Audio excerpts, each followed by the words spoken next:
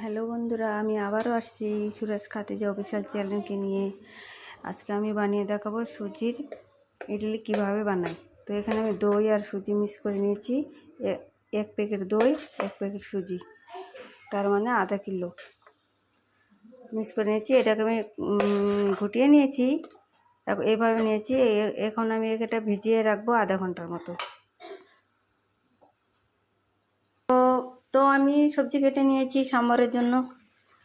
দিয়ে দিচ্ছি পেঁয়াজ, সব উপকরণগুলো দিয়ে দুটো সিটি লাগিয়ে নেব। ও যে মিষ্টি কুমড়া বলে, যেটা আমরা গ্রামে বলছি মিষ্টি কদু, এটা আলাদা করে নিয়েছি। কেন কুকারে দিলে এটা খুব গলে যাবে, খেতে ভালো লাগবে না। এই সব সবজিগুলো দিয়ে আমি দুটো সিটি লাগিয়ে নেব, তারপরে ইডলি বানাচ্ছি। আর সাম্বার কীভাবে ছক দিতে হয় সেটাও দেখাবো, সঙ্গে থেকেও। আর সাম্বারের জন্য নিয়েছি এই ডাল, দিল্লিতে বলে আড়া ডাল, তুর ডাল।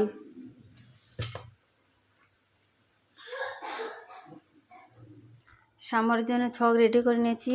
প্রথমে দিয়ে দিচ্ছি হিং অল্প একটু, তারপরে দেবো রাই, তারপরে দিয়েছি দুটো শুকনো লঙ্কা, তারপরে দিয়েছি কারি পাতা,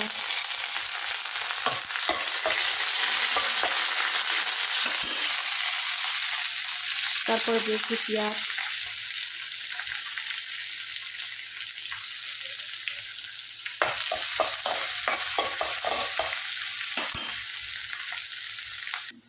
তারপরে দিয়েছি আদা রসুন অল্প একটু। সবগুলো ভালো করে এইভাবে ভাজতে হবে। তারপরে হলুদ একটু দিয়ে দিচ্ছি। এখানে আমি ধনে পাউডার ইউজ করবো না, কেননা আমি এখানে অল্প দিয়েছি লবণ, কেননা আমি এখানে সাম্বার মশলা ডালবো, তার জন্য।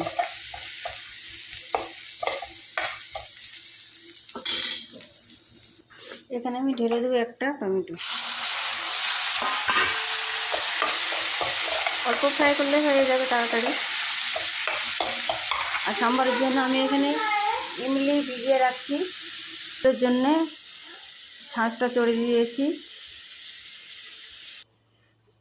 সুজি ভিজিয়ে রাখা সুজিতে আমি দিয়ে দিচ্ছি ইনো কিন্তু অবশ্যই দেবেন। ইনো না দিলে বেকিং সোডা, বেকিং পাউডার। তার জন্য ইডলি বানানোর জন্য এগুলো আমি তেল ব্রাশ করে নিচ্ছি সবগুলোই বাটিতে। এখন আমি এক এক করে ইডলি ঢেলে দেবো। এইভাবে আমি পুরো ইডলি যে ব্যাটারটা ছিল ঢেলে দিয়েছি। দোকানে ছাড়াও ইডলি বাড়িতে সুস্বাদু বানিয়ে খাওয়া যায় সুজি দই দিয়ে, এইভাবে। এখন আমি এটা চুলে চড়াবো, গ্যাসে দিয়েছি উঠিয়ে। এখন আমি ঢাকনা লাগিয়ে 15 মিনিটের মতো জাল করে নেব।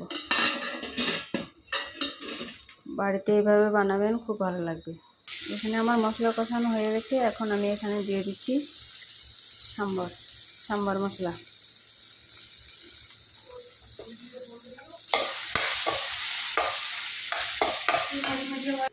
মশলাটা হয়ে গেছে বন্ধুরা। আমি এখন ঢেলে দিচ্ছি সাম্বার, যেটা সিটি লাগিয়ে রেখেছিলাম।